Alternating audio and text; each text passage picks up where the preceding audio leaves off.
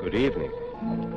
Tonight, I'm going to tell you another strange and unusual story of the unexplainable which lies behind the veil. Down through the ages, man has continually struggled to pierce the veil behind which lies the unbelievable. Many things which were completely beyond our comprehension as recently as 100 years ago are readily understood today. Maybe not then assume that happenings for which we have no explanation now will in time be understood by those who follow after us. Our story tonight is again based on an actual account from this dark world which lies beyond our knowledge. Edward Page, like almost everybody else in New York, was not concerned with anything more profound than the ever-present, oppressive summer heat.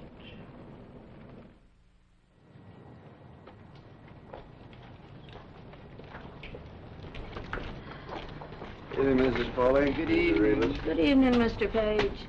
Oh, it's awful hot, ain't it? It's the humidity, Mrs. Foley. That's what's bothering you, the humidity. Maybe, but this heat ain't doing me much good either.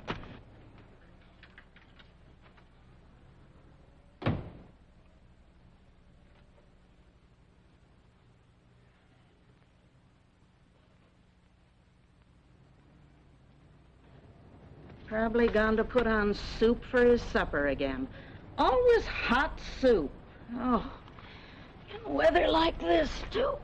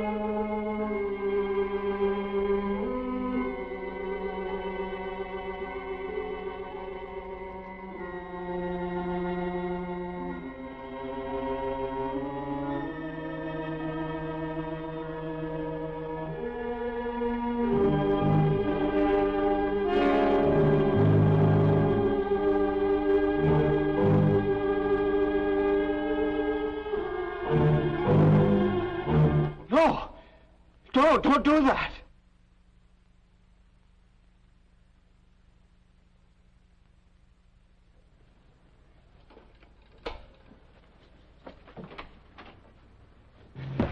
It's murder. I saw a man kill a woman. Where? Apartment across the way, third floor back on the corner. I gotta get the police. Murder! Police!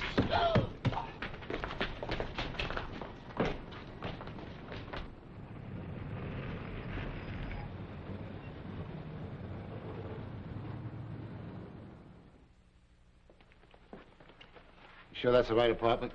I'm positive, Lieutenant.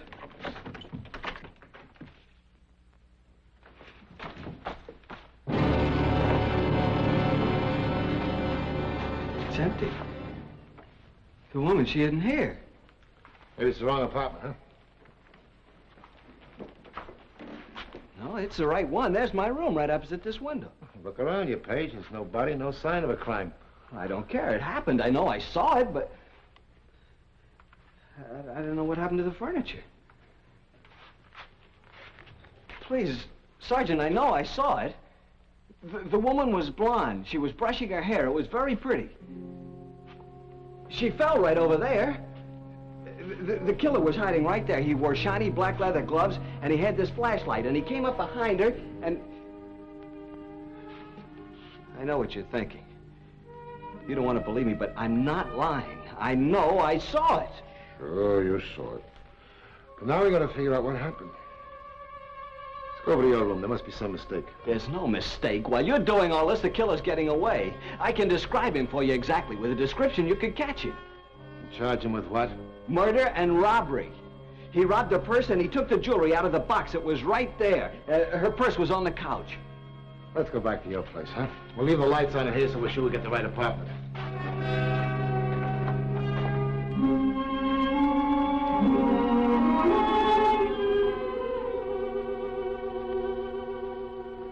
That's the one. See where you left the light on? That's where I saw the woman. She had on a pale blue dressing gown.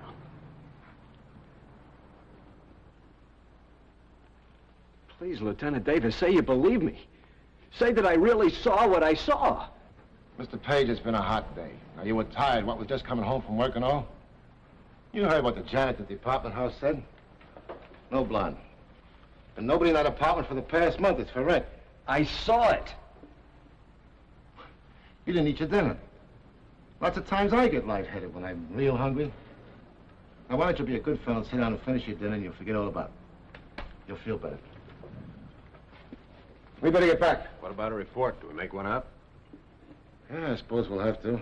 Just say that, it's been a hot day, blame it on the heat. It's not the heat. I saw it. If you won't believe me, I'll find someone who will. Calm down, Mr. Page. What's going on here? What are you doing to Mr. Page? Tell him, Mrs. Foley. Tell him that I saw the murder, that I really saw it. But I didn't see it. Let me go. I gotta tell someone about the murder. Find someone who'll believe me. You better come along with us, Mr. Page. We'll talk it over.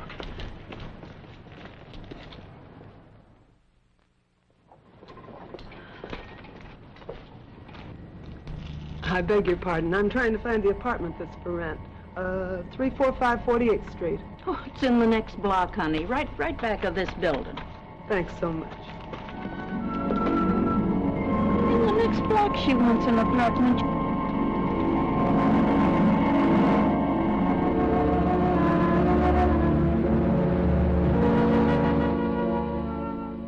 Now tell me the whole story, right from the beginning, everything that you can remember.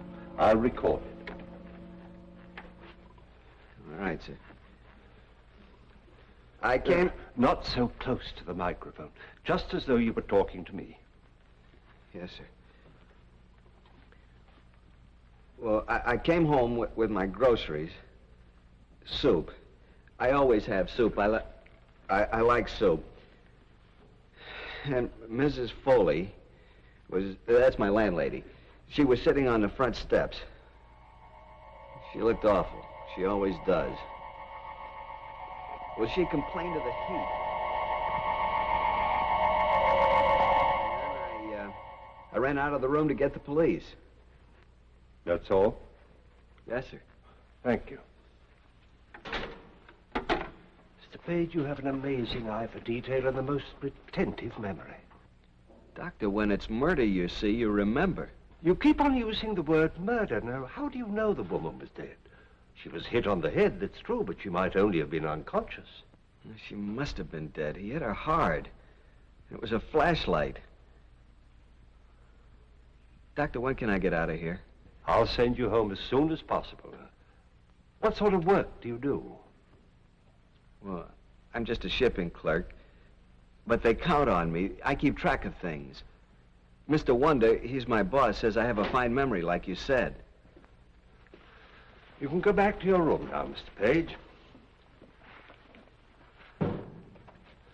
And you won't need any more sedation.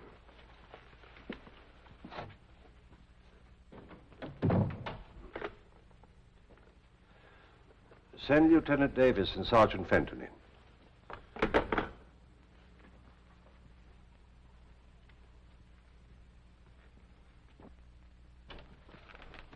Morning, Doctor. Morning. Lieutenant, Sergeant. Page come out of it yet?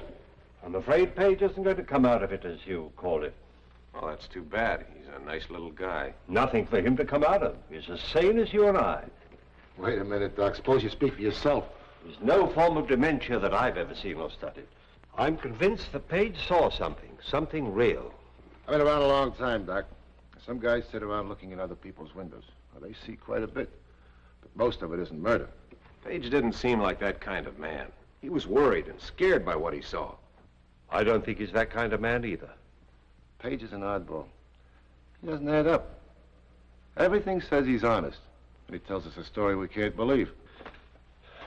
We'll keep him here a little longer. I'll run some tests on him. I've never seen a case like this before. That's your worry, Doctor. Ours is over. We go on the facts, and there aren't any in this case.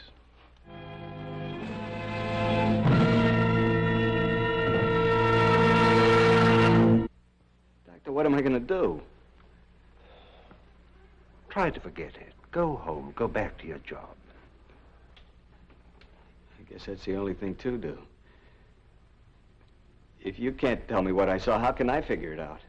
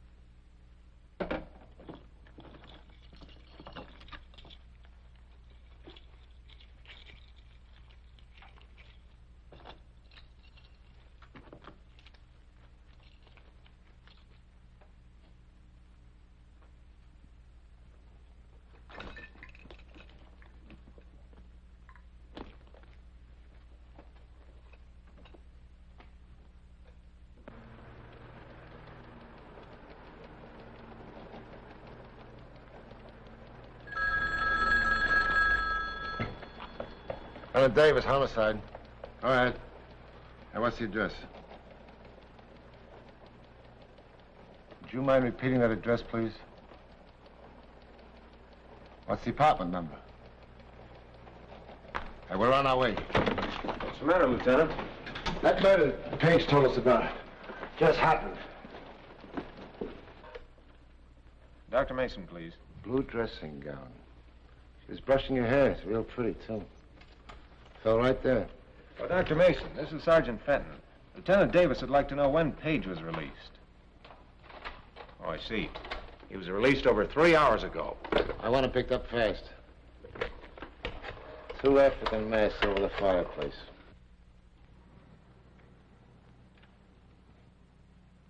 Sergeant Fenton, Hang up.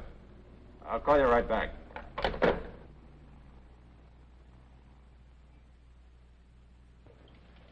He just came in and turned on the light. Go over there and get him. Tell him nothing but bring him back here.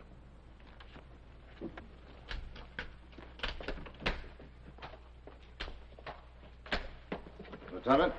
Hey, Doc. Hot night. Miserable weather. Good-looking woman.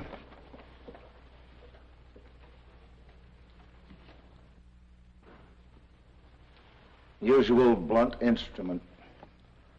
How about a flashlight? Ever hear of a murderer describing his crime to the police before he commits it? Sure thing. Makes a killer a big man. Dare you to catch me kind of thing. I wish this were that simple. The only trouble is he described the furniture in here ahead of time. There was no way he could have seen it. Sound like you need some salt tablets. This heat's murder. Yeah, there's nothing I can do. I'll send the boys up.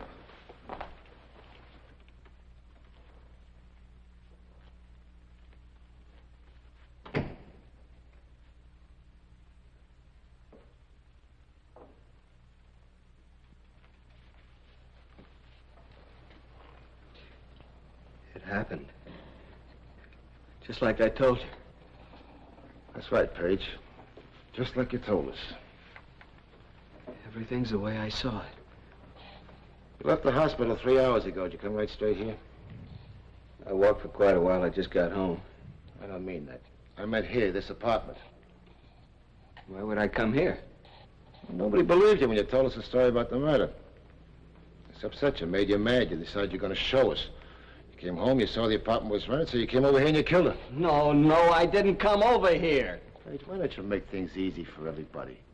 We both know you can't see a killing, and then suddenly 3 days later it happens. But it did. I described the killer for you. And the killer is you. Quit stalling. Why don't you admit what you did? Tell us what you did with the flashlight and the gloves you used. Lieutenant Davis, these bills, they're for this furniture. From 3 different stores. Sergeant, let's stick to what we're doing. There's no other answer. Page, you killed her. But Page described this furniture before the woman even bought it. And she was in Chicago 3 days ago. She's never been in New York before in her life. How could Page have described her? I'm willing to admit I can't explain how he could describe the furniture or the woman. But I do know how he had a chance to come over here and kill her. But I didn't, Lieutenant. I didn't kill her. If we don't all keep calm around here, I'm the one that's going to wind up in Bellevue. Let's face it, Page. You could have prevented all this. If you guarded the apartment, you might have saved her life. Nevertheless, you're still my #1 suspect. I saw the killer. That means you can find him. I gave you a description. I know I have. But it's not enough. Let's get out of here.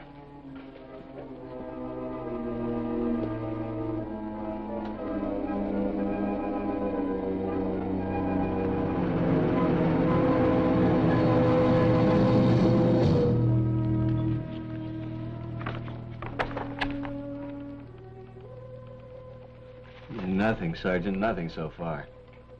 It's a tough job looking through all those pictures, Mr. Page. I guess so they all look alike.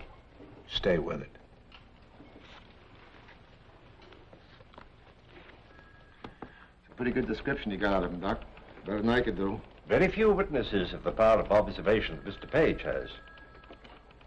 I'll say that for him. He saw plenty. It's still not enough. How about the way the crime was committed, the nature of it? Oh, that's pretty standard. Look for an open door, rap on the head, take the valuables. A dime a dozen. It's the smart ones we nail. The ones that figure out their own clever way to commit a crime. Well, if that's all the help you can give us, I guess it'll have to do. Let's see how they're doing in there.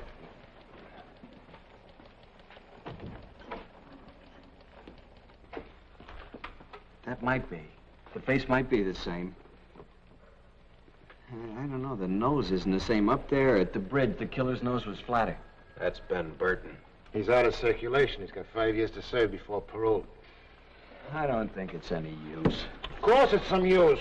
A woman's been murdered here. Let's start all over again. Now, gentlemen, please relax. Now, there's a very good idea. Let's all have a cup of coffee, and perhaps it'll clear our thinking.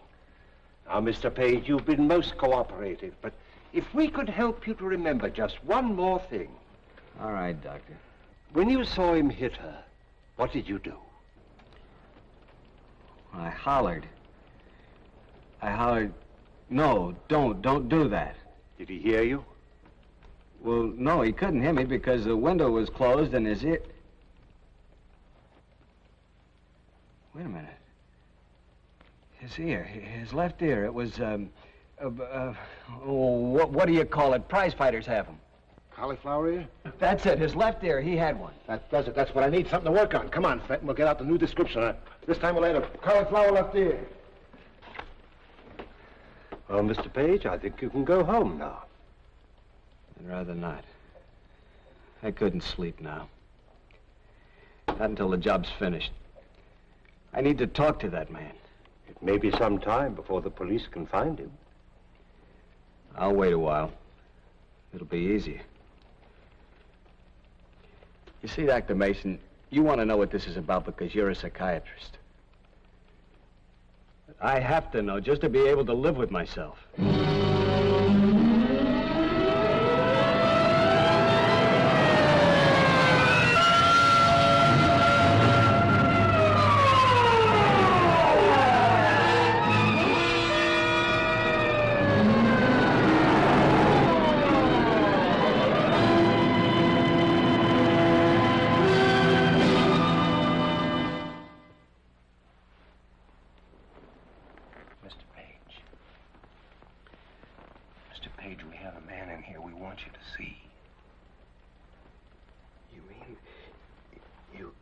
Actually found a man who...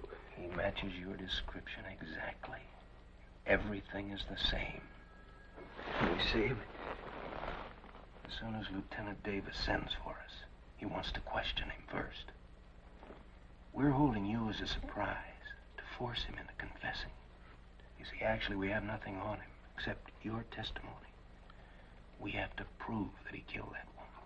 Yes, of course. When we go in, don't say anything about seeing it before it happened? Don't worry. Like I said, cop, I don't know what you're talking about. Either book me or turn me loose. You won't hang it on me with a witness. You need more than that, and you know it. You'll need the stuff that was stolen and maybe even the weapon the guy used. Yeah, you're right. I need all that. And you're going to tell me where it is. Okay, so stop talking and show me. Bring on your witness. Let's see what you've got.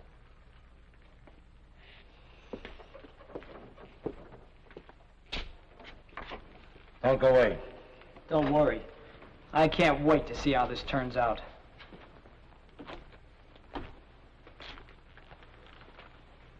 That's him. That's the man. That's him. That's the man. Sit down, Kerwin. See? See the ear? Tell him, Page. Tell him what he did. He knows. But he doesn't believe I saw him, is that it? That's it, Dad. I think you're a liar, looking for a big charge or something. You wore shiny black leather gloves, dark gray pants, and a dark blue shirt. No hat. You hid behind the chair when the woman came into the room. She was blonde and very pretty. She wore a blue dressing gown, light blue. You had a flashlight in your hand. You hit her and she fell. The hairbrush fell too. You turned and took the jewelry out of the jewelry box, stuffed it in your pocket, went over to the couch, emptied her purse, and you left. It's a frame-up. Nobody see me do anything. You're trying to scare me. This guy's a fake. You brought him in just to work on me. The arm. When he put his left arm around her neck, she bit him. That's why he rubbed his arm. Maybe the bite mark's still there. Roll up the sleeve, Fred.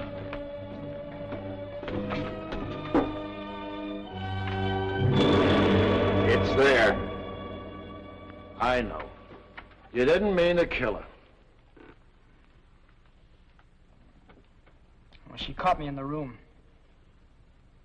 I couldn't get out. Take him away, Fenton.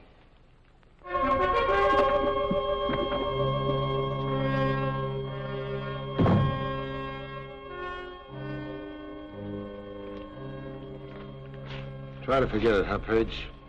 Go back to work and stop thinking about it. Are you going to stop thinking about it, Lieutenant? No, I guess not.